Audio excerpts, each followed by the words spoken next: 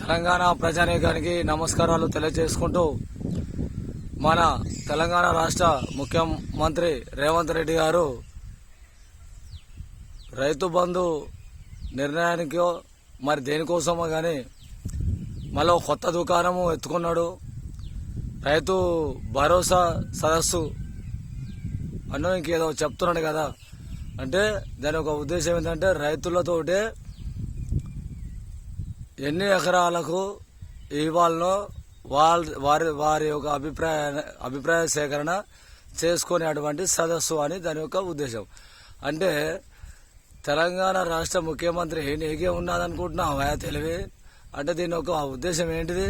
తెలంగాణ రైతులు కానీ తెలంగాణ ప్రజలు కానీ అంటే నువ్వేమనుకుంటున్నావు అంటే మీది మీ దాంట్లోనే మలిసి పెట్టుకోండి, మీది మీరే మలిసి పెట్టుకోండి అనే విధంగా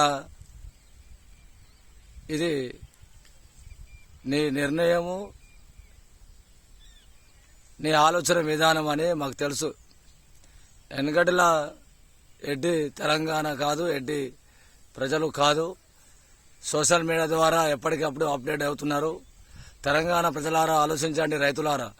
ఇతను ఒక ఉద్దేశం ఏంటంటే రైతులది అంటే ఇక రైతులది అభిప్రాయ సేకరణ తీసుకుంటాం అని ఏమంటారు అంటే నేను కాదయా, నేను అందరికీ ఇద్దాము అనుకున్నా, కానీ నేను రైతు భరోసా సదస్సులు నిర్వహించి వారి యొక్క అభిప్రాయాన్ని మేము తీసుకుంటే కొందరు ఎకరానికి ఏమన్నారు, కొందరు 3 ఎకరాలకి ఏమన్నారు, కొందరు 5 ఎకరాలకి ఏమన్నారు, కొందరు 10 ఎకరాలకి ఏమన్నారు, కొందరు 20 ఎకరాలకి ఏమన్నారు.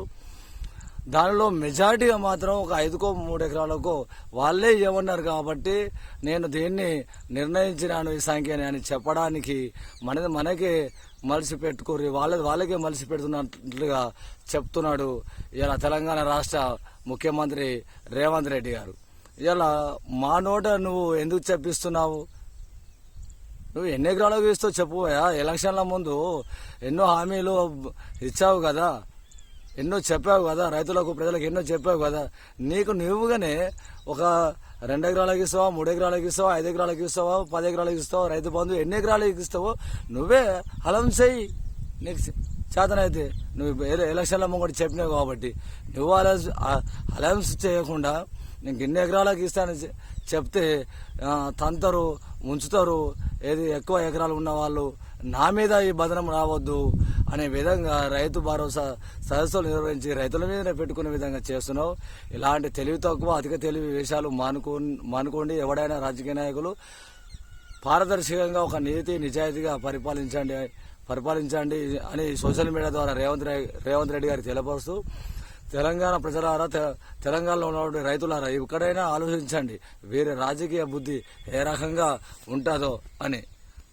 అంటే మన వేలుని మన కంట్లోనే పొడుచుకునే విధంగా అంటే వీళ్ళ తెలివి అని వీళ్ళు అధికారంలో ఉంది కదా అని చెప్పి ఏది చెప్పినా తెలివి అన్నట్లుగా వీళ్ళు చెప్తుంటారు. దానికి కింద ఉన్నటువంటి పేపర్లు కొందరు భజన మండలి గారు ఆహా ఏం మేధావి, ఏం తెలివితోటి రాజకీయం చేస్తుండు, ఏం తెలివితోటి స్టెప్లు వేస్తున్నాడు, మంచి రాజకీయ చాణక్యునిగా నిర్ణయాలు తీసుకుంటున్నాడని చెప్తారు.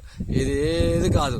రాజకీయ నాయకులు ఎవడైనా సీటు మీద కూర్చున్నాడు కాబట్టి ఆ అధికారం ఉంది కాబట్టి ఇష్టం వచ్చినట్టు మాట్లాడితే అడిగేటోడు ఎవడు ఉండడు అని చెప్పి అధిక తెలివి 100కు 200% అధిక తెలివే అధిక సంఖ్య రాజకీయ నాయకులు ఉపయోగిస్తారని సోషల్ మీడియా తెలంగాణ ప్రజానీకానికి అదేవిధంగా రైతులకు నేను తెలియపరుస్తున్నాను. ఎక్కడైనా రైతులు ఏది మేల్కోండి అని సోషల్ మీడియా ద్వారా ప్రజానీకాన్ని తెలియపరుస్తున్నాను. అర్థమైంది కదా రేవంత్ రెడ్డి గారిది ఏది రైతు భరోసా సదస్సులు ఎందుకు నిర్వహిస్తున్నారు. మనది మన పిండం మన నెత్తి మీద వేసుకోర్రాబే అనే విధంగా ఇదానా రేవంత్ రెడ్డి గారు? నువ్వు ప్రెస్ మీట్ పెట్టి అలా 10 ఎకరాలకు ఇస్తావు, 5 ఎకరాలకు ఇస్తావు, అంతేగాని మా చేతిని మా నెత్తి మీద పెట్టుకొని చావమనే విధంగా చెప్పడము ఇది సరైన ఉద్దేశం కాదు. మీ అతిక తెలివి అని పనికిరాని పాలన, మీ అతిక తెలివి నిర్ణయం అని తెలంగాణ ప్రజలు రైతులు మేధావులు ఎప్పుడూ ఆలోచించారు. దానిలో విధంగానే నేను సోషల్ మీడియా ద్వారా మీకు తెలియపరుస్తున్నాను.